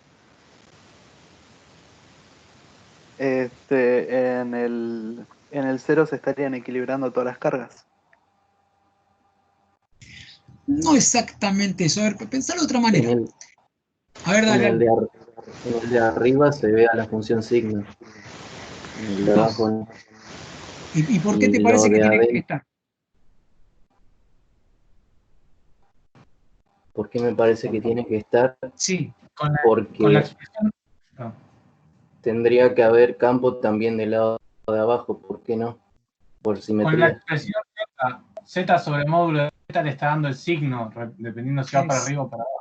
Exactamente, Exacto. porque la superficie es una superficie de espesor infinitesimal y el campo para valores Z positivo apunta para arriba, pero el campo para valores Z negativo apunta para abajo. Perfecto, bien, me pusieron, me alegraron. Si hubiésemos usado esta expresión, no hubiese sido válida para valores Z negativo. Ustedes pueden probar con algunos valores y se van a dar cuenta que esto es así como yo acabo de comentarles. Entonces, una buena expresión es esta que acabo de decir, y por algo que me gustaría que mediten ustedes, tienen que darse cuenta por qué razón puse también las barras de módulo ahí arriba. Solamente puse las barras de módulo ahí arriba. Acá abajo no tiene peso porque Z está elevado al cuadrado. Si yo graficara entonces la distribución de campo, creo que está acá, fíjense, La gráfica violeta era el campo debido al anillo que calculamos la vez pasada, y creo que hicimos una gráfica sí con una normalización. Y fíjense el campo debido al disco. Adopta un valor finito, en este caso 2 o menos 2, no importa el valor numérico, y cómo se extingue, ¿sí?, a medida que la distancia aumenta. Y cómo cambia el signo, consecuencia de la función signo, esta discontinuidad generada por la función signo, pone de manifiesto que el campo para z positivas es positivo y para z negativas termina siendo negativo, que apunta para otro lado. Y la discontinuidad se pone de manifiesto con justamente la zona donde están las cargas. Si miramos un poquito más el problema y tratamos de hacerlo parecido al problema que vimos recién, entonces el problema de el disco, sí, perdón, el disco, ya estoy medio mareado, de la hoja de carga infinita, ¿cuánto valía el campo debido a la hoja de carga infinita? Y de cada lado valía sigma sobre 2 epsilon sub 0. Ahora, ¿cómo podemos hacer que este problema que hicimos acá, este problema, se parezca al problema de la hoja de campo, la hoja de carga infinita? Y haciendo que el radio B tienda a ¿cuánto? Es una pregunta. Haciendo que el radio B tienda a infinito. Alguien lo iba a decir, creo. Perfecto. Bien. Entonces, si es así, tomamos la expresión del campo, hacemos que B tiende a infinito, y al hacer que B tiende a infinito, este término desaparece, generándose esta expresión, y fíjense, arribando a la misma expresión que nosotros escribimos para el cálculo del campo debido a la hoja de carga. ¿Sí? Entonces es el mismo resultado que, digamos, obtuvieron usando la ley de Gauss. Fíjense que este problema nosotros pedimos que lo resuelvan, pero ustedes no habían visto todavía la ley de Gauss. Si queríamos que lo resuelvan, pero no usando la ley de Gauss, sino la expresión de integración de la densidad volumétrica de carga, ¿sí?, con, ¿se acuerdan? De R menos R' sobre módulo de R menos R' al cubo diferencial omega. Esa es un poco la idea, ¿sí?, sobre la cual queríamos trabajar. Bueno, sobre la ley de Gauss se puede hablar bastante más, y es más, el próximo paso es tratar de hablar de la ley de Gauss, sí, pero tratando de ya ir a la forma diferencial de la ley de Gauss, usando la divergencia. Ustedes con lo que hemos visto pueden hacer algún que otro problema. Darío, no me acuerdo el número de problema donde en vez de trabajar con superficies hay una esfera dieléctrica, no conductora. Ese es otro detalle que tenemos que considerar. Si fuese conductora, la esfera no puede tener cargas en el interior. La esfera conductora tiene carga solamente en la superficie. Pero si es una esfera dieléctrica, sí podría tener carga distribuida, carga de volumen distribuida en el interior. En ese problema puntual, lo que tenemos es una esfera con un radio, no me acuerdo, radio B, por ejemplo, con una densidad volumétrica de carga sobre esa esfera, sobre todo el volumen de la esfera. Y hay que calcular el campo eléctrico adentro y afuera de la esfera. Es un problema de física, 2, pero que con las herramientas que nosotros usamos y usando las coordenadas esféricas queremos que resuelvan. No me acuerdo el número del problema, a ver si por ahí vos lo tenés ahí. Es o el 4 o el 5. Lo que pasa que en la guía vieja estoy seguro que es el 4. En la guía nueva no recuerdo, porque ahí estaba justo el cambio, había un ejercicio. No, creo que sigue siendo el 4, porque en la guía nueva lo que se agregó fue justamente el punto C del ejercicio 4, te hace calcular lo mismo con el plano infinito, que fue lo que hiciste vos recién. Ese fue el ejercicio que se agregó en la guía nueva, que antes era parte del ejercicio 4, ¿sí? Era como el punto C. Pero el que estás diciendo de la esfera, sí que es de la esfera dieléctrica, es el ejercicio 4. Perfecto. Ahora, antes de... Yo iba a explicar un poco de potencial, pero en el tiempo que me queda, la idea es hacer más o menos clases de 1h30, poquito más, no más, porque yo quedo liquidado y usted también, supongo. Pero yo más, me parece, yo me lo viejo. ¿Sí? Darío, ¿crees que te parece que pegue un repaso rápido sobre la solución de la parte B de este problema donde había que asimilar el disco a una carga puntual y calcular el error? ¿Te parece que apunte a eso? O no sé si los chicos saben a qué me refiero cuando estoy hablando de esto. A ver si alguno por ahí leyó el enunciado del problema y sabe a qué me refiero.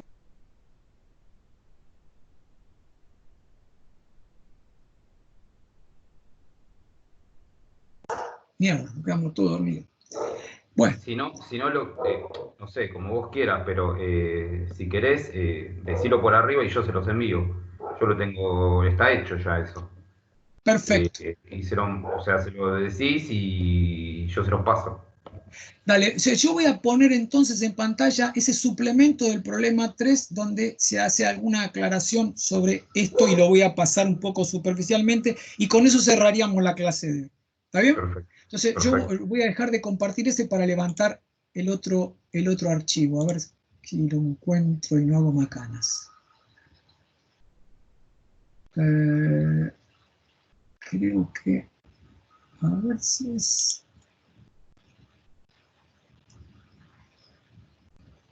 no, no, perdón, ténganme paciencia.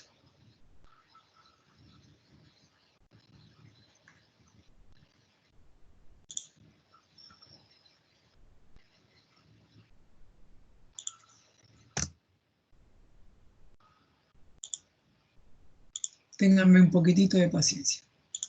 A ver si ahora lo puedo compartir.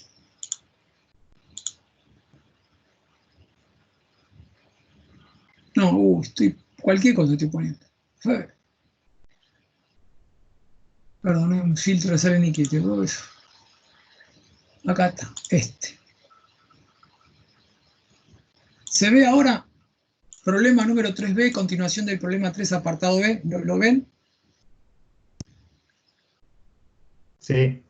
Sí, ahora se ve. Perfecto, sí. El filtro de Serenity no tenía nada que ver. Perdón. Chicos, yo se los puse acá en el, no sé si ustedes lo podrán ver, se los puse acá como en la conversación. ¿Lo ven ahí o no? A ver. Yo lo adjunté ahí, pues no sé si ustedes lo pueden ver o no, como están de invitados. En la conversación no me aparece ningún archivo ni nada por el estilo. ¿No? No, yo tampoco veo archivos. No, perfecto, entonces ahora se los mando por correo. Pero lo pueden ver en pantalla, ¿no? Sin problema. Sí, en pantalla. Sí, en pantalla sí. Seguimos con la misma lógica. Perfecto. Bueno, ese problema donde queríamos calcular el campo sobre un punto del eje Z tenía un apartado B, una segunda parte, que decía más o menos lo siguiente. Dice, miren, si usted quiere calcular el campo, supongamos para valores de Z positivos, y usamos esta expresión que es la más sencilla de acá abajo. Si quiere calcular de forma exacta el campo sobre los puntos del eje Z, puede usar tranquilamente esta expresión. Ahora, pero si usted quisiese calcular el campo de una forma aproximada sobre puntos del eje Z, el punto más bien alejado del disco, dice, intente calcular el campo en esos puntos alejados, considerando que el disco ya no es un disco, sino una carga puntual. Esa sería la filosofía. Y la pregunta es, ¿a qué distancia del disco, usando esta expresión alternativa o aproximada para el cálculo del campo, se cometería un error, creo que del 1% para el cálculo del campo? Entonces, esa sería la idea. Ya el perro parece que no le gustó el problema. Bien, entonces, fíjense, el campo, expresado en su forma exacta, por supuesto acá yo usé otra versión. Fíjense que esta expresión, si yo, digamos, esta expresión, para decirlo en otros términos, es la misma que esta expresión si yo distribuyera esta z por adentro, es exactamente lo mismo. Fíjense, acá se ve, ¿no? Distribuyendo, para que vean que son varias opciones de la misma expresión. Esta es para z positivas, esta para todo z. Yo lo repito 200 millones de veces. A veces eso me da, no sé, me da la impresión que se entiende más. Entonces, ustedes lo que tienen acá es una expresión de campo E de z, que es vectorial, con este valor E de z escalar. Y me propongo ahora trabajar directamente con esta expresión de z escalar sin arrastrar en el cálculo si el versor K, porque voy a comparar en última instancia dos expresiones de campo que están alineadas según la misma dirección y tienen el mismo sentido. Por lo tanto, seguir conservando la información vectorial para la labor que procuro hacer ahora no tiene demasiado sentido. Entonces, me beneficio con un poco de simplicidad en el análisis y aparte, a los efectos de reducir y compactar un poco la notación, al término sigma sobre 2 epsilon sub 0 lo llamo E sub P. Por lo tanto, el campo, la versión exacta del campo es E sub P por este término que es una función de Z. Simplemente esto es, lo planteo así, para beneficiarme de reducir la cantidad de símbolos en las expresiones que a veces suelen confundirnos. Ahora, la pregunta que nos hacemos es, y voy a arrancar por acá, ¿sí? Si yo me planteara calcular, o mejor dicho, voy a arrancar por acá, lo que veo que me equivoqué. Acá donde dice esta S, tiene que decir Z. ¿Sí? EA, Z, no S. Y para el que ya está confundido, no, esto no es la S de la transformada de Laplace, ojo. EA, ¿qué es? El subíndice A pone de manifiesto el hecho de que esa es una expresión aproximada para el cálculo del campo. Entonces, ¿cómo calcularía el campo sobre punto del eje Z? Les recuerdo que esta S no va, se supone que es, a ver si lo puedo marcar acá. A veces, obvio, ahí está. Esa no va, tiene que ser Z, ¿sí? Esa tiene que ser una Z. Una Z.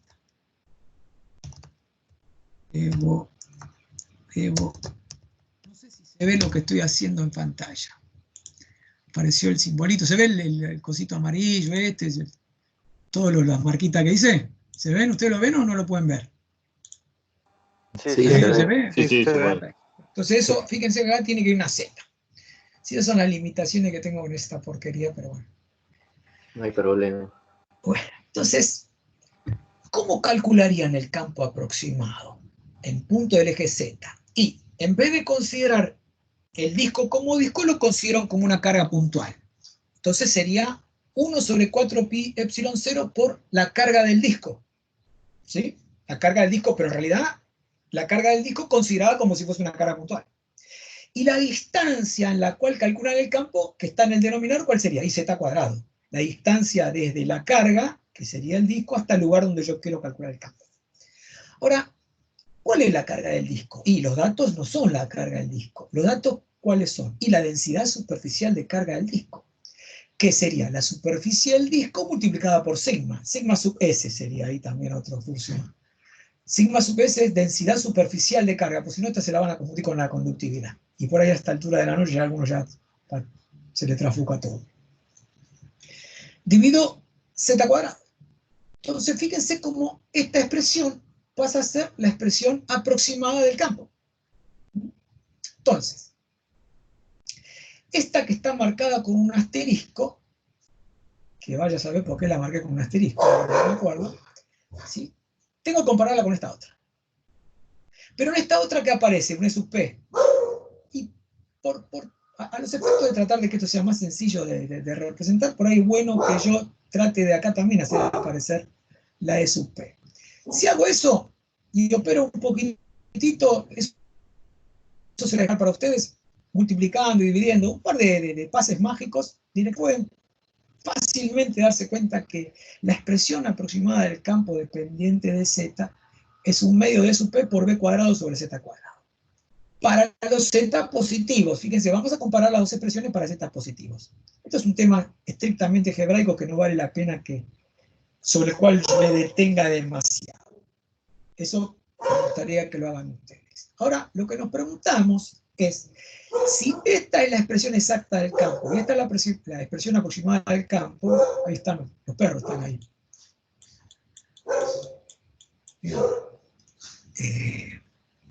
Acá es común, es conurbano, ¿no? Esto es otra cosa, ¿no, Darío? Y Bueno, entonces la pregunta es, ¿cuál es el error que cometemos al calcular el campo con esta, cuando en realidad debíamos calcularlo con esta? Entonces vamos a plantear un criterio de error, un criterio de cálculo de error. El criterio de cálculo de error relativo, que ustedes ya conocen, habrán visto en alguna otra materia, es considerar que el error relativo sería el campo expresado en su forma aproximada, menos el campo verdadero, que sería ese, sería un error absoluto, dividido el campo verdadero. Entonces, ¿cuál es el apartamiento en términos porcentuales de esta diferencia respecto del campo verdadero? Esa sería la idea, ¿no? Entonces, simplemente lo que resta es tratar de estas dos expresiones, reemplazarlas por estas dos que están acá. Pero como nosotros queremos saber en qué valor de z cometemos un error del 1%, vamos a hacer algo parecido al problema que hicimos del anillo, ¿sí? Al problema del anillo. E sub p, ¿se acuerdan que era sigma sobre 2 epsilon sub 0? Vamos a hacer lo mismo que antes, porque queremos resolver el problema con una computadora o con una planilla de cálculo. Esto es, normalizar la distancia respecto al radio del disco, y nos inventamos la variable s, que sería z sobre b. Sería la cantidad de veces que z se puede medir, o mejor dicho, z medido en cantidad de veces, en cantidad de radios, ¿sí? Por eso le decimos distancia z normalizada respecto al radio del disco. Si hacemos eso en la expresión del campo aproximado, esto es un regalo, fíjense, directamente está b sobre z, este b lo paso acá dividiendo, entonces queda 1 sobre c cuadrado. Ojo que no es la transformada de Laplace, insisto. En la otra, por ahí hay que hacer algún truco un poquitito más importante, quedando entonces, sacando denominador común el b al cuadrado, bueno, pegando un poquitito, llegan a esto que está acá, y generando esta expresión que está acá. Entonces fíjense cómo el campo verdadero o exacto es este que está acá, escrito en términos de S y E sub P, y el campo aproximado también está escrito en términos de S y E sub P. Se introduce en esta expresión, los E sub P se van a simplificar, y fíjense cómo el error queda escrito en estos términos. Una opción para esta evaluación es, bueno, ver, entonces, analíticamente, igualar esto a el 1%, o sea, sacar el 100%, igualarlo a 0,1 y despejar el valor de S que satisface esa igualdad. No tiene sentido hacer. La otra es hacer una tabla, ¿sí? Usar alguna planilla de cálculo, algún software. Yo usé otra vez, ahí usé el Excel. Por supuesto, lo hice varias veces y me quedé simplemente con un intervalo donde el error se acerca al 1%, y fíjense que el error prácticamente es del 1%, cuando S está entre 8,6 y 8,7. Ahí el valor de S lo establecí simplemente porque no me di cuenta y me olvidé de no poner mayor cantidad de decimales. Sí, ustedes pueden hacerlo con mayor cantidad de decimales, y ver que está justamente en un punto intermedio entre estos dos. Fíjense cómo está 1,01 y 0,98, que son los valores porcentuales del error. Entonces, ¿eso a qué distancia S se da? Se da a entre 8,6 y 8,7. Esto es 8,6 veces o 8,7 veces el radio. Si grafico, fíjense el error, fíjense cómo el error es grande en puntos cercanos al disco, porque evidentemente comete un gran error al considerar que el disco es una esfera, porque es un disco. De cerca se ve bien como un disco, pero más lejos eso tiende a notarse menos. Fíjense que después de prácticamente 9 veces el radio, el error es menor al 1%. ¿Sí? El resultado es 8,64, y si quiere pueden agregarle algún decimal más. Ese es el agregado al problema número 3 que muchas veces genera, durante los años que di esta materia, muchas veces generó un sinnúmero de preguntas y suele no hacerse, es bastante fácil, pero estos trucos que por ahí yo les enseñé y que ya aplicamos en el problema del anillo, lo extendemos al problema del disco, ¿sí? Y me parece que ayudan a, digamos, con cierta elegancia matemática, a transformar en numérico un problema que originalmente no lo es. Bueno, yo por mí está bien, porque estaría viendo, dimos ley de Gauss, repasamos algunos ejemplos, algunos ejercicios, tienen material para seguir trabajando con ley de Gauss, y la semana que viene veríamos potencial y la propiedad diferencial de la ley de Gauss, donde ya iríamos un poquito más rápido, ¿sí? Pero bueno, sería bueno que traten de hacer los problemas de la guía de trabajo práctico, por lo menos los que están asociados a estos temas que hemos visto. No sé si en relación a esto último quedó alguna duda, así que bueno, me quedo ahí a la espera de las preguntas. Yo, por mí, la clase ya, por lo menos en lo que pretendía como presentación o exposición, ya terminó. Si yo puedo para la próxima clase hacer un video, lo voy a hacer, pero no prometo nada porque estoy medio ajustado con mis otras actividades, ¿no? Porque acá en casa laburo más que cuando estoy en la calle.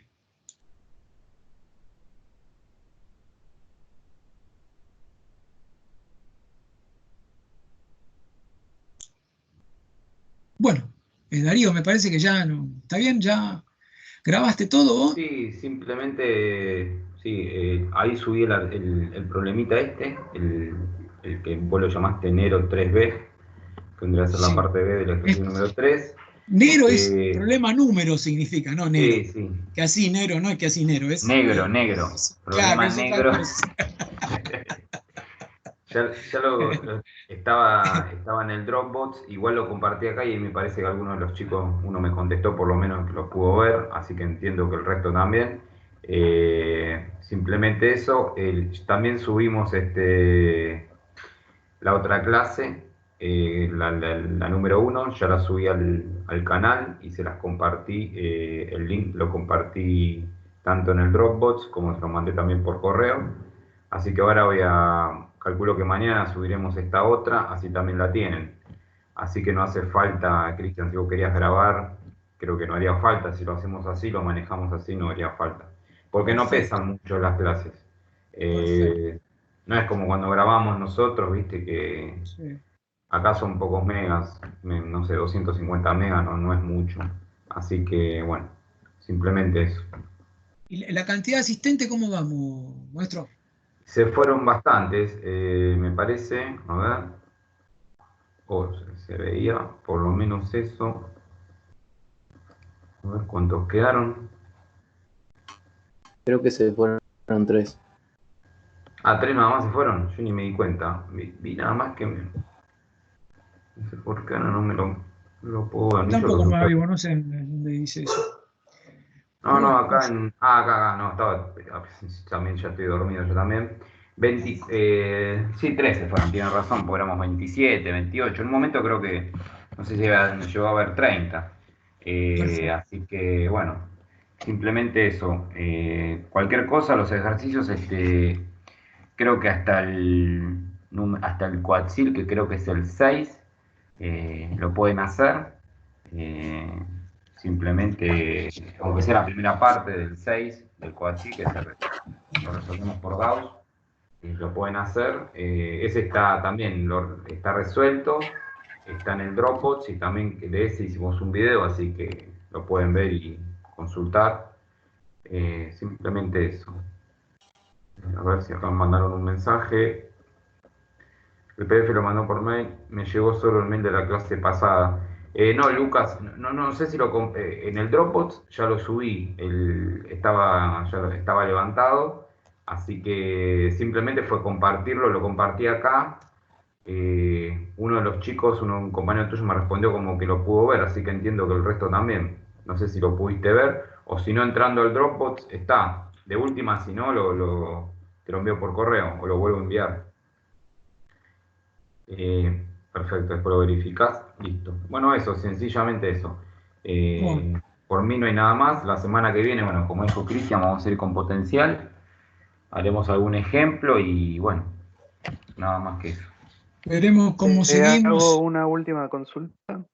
Sí. Para poder matricularme en el campus virtual, que no pude, me pide una clave de matriculación y no es la misma que habían enviado en el mail. Me dice una pista, comienza con 2. Me mataste. Ok. Voy a averiguar, no sé, porque Perdón, la yo clave. Sí. me registré hace unos minutos y bueno, no lo encontré en lo que es en las categorías de medio de enlace, sino que está como el nombre del curso. Ah, no, sí, O sí, sea, es pero como que es otro campus, no está digamos, en la categoría de especialidad.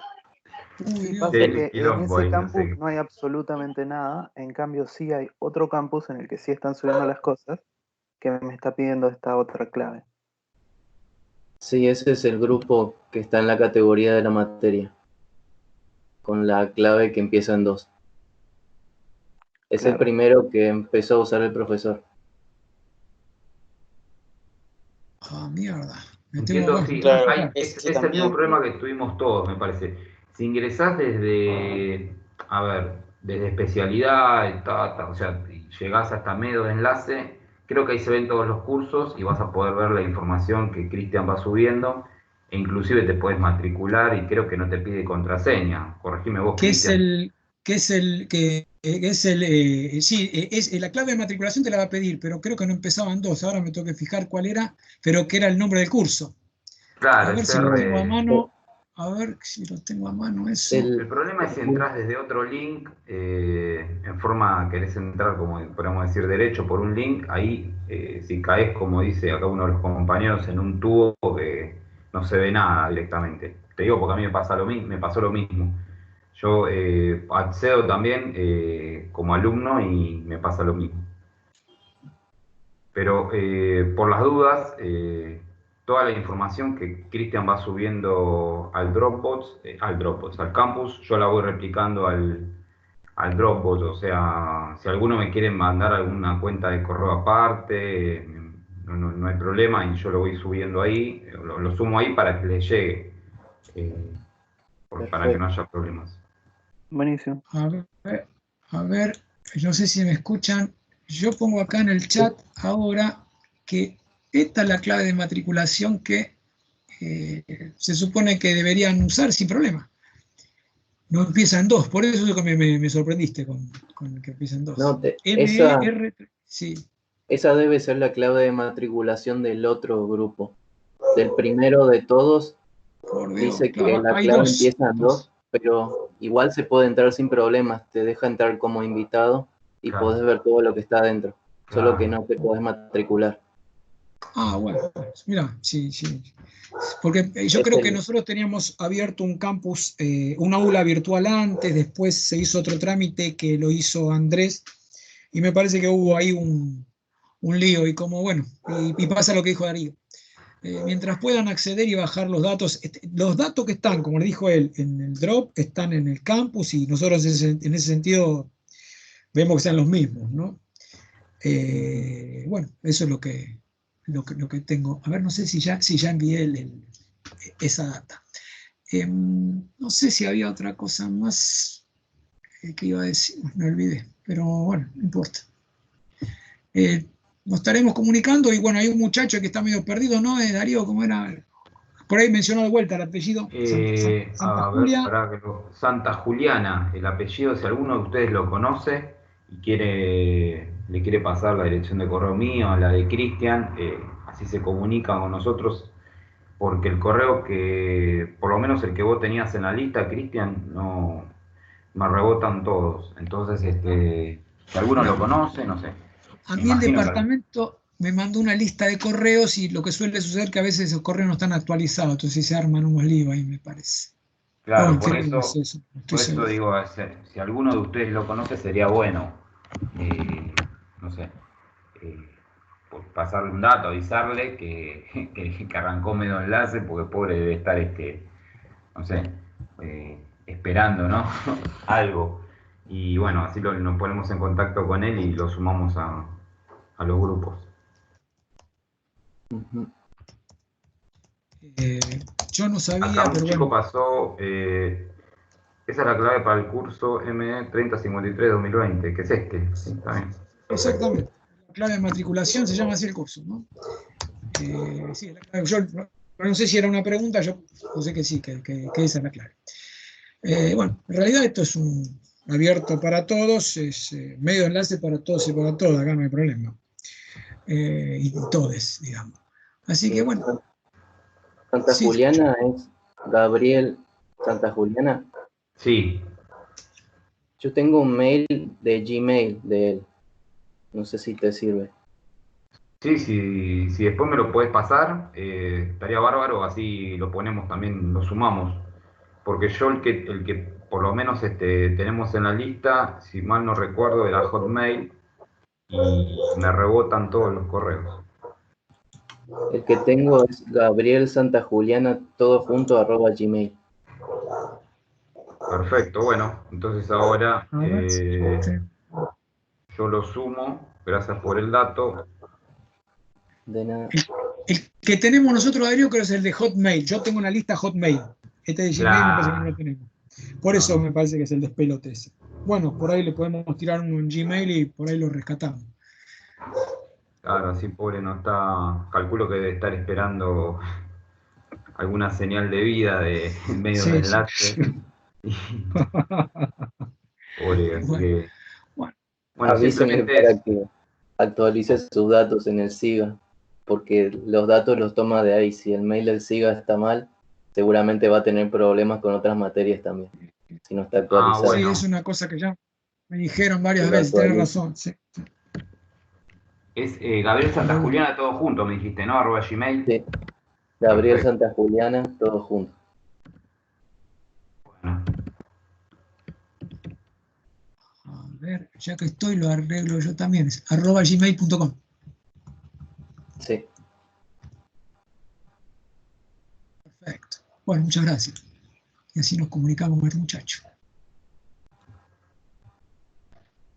Bueno, por ahora, bueno, listo, chicos, no sé, entonces, sí, por ahora nada si más. después, y por ahora nada más, bueno, si nos animamos después y por ahora lo podamos extenderlo, hacemos un poco más largo con un break en el medio, por ahí lo hacemos. Por ahora, bueno, para mí, bueno, me parece que se hace muy pesado, pero bueno, por lo menos lo que comparto con colegas es eso, ¿no? Que me dicen lo mismo. Así que bueno, chicos, yo por mi parte, si no hay más preguntas, ya los dejo y nos vemos la semana que viene. ¿Ok? Dale, nos vemos. Bueno, muchísimas Muy gracias. bien, profe. Tengan todos buenas Buenas noches. noches, Cuídense. gracias. Listo, buenas noches. Buenas noches. Chao, buenas noches. Chao, hasta luego.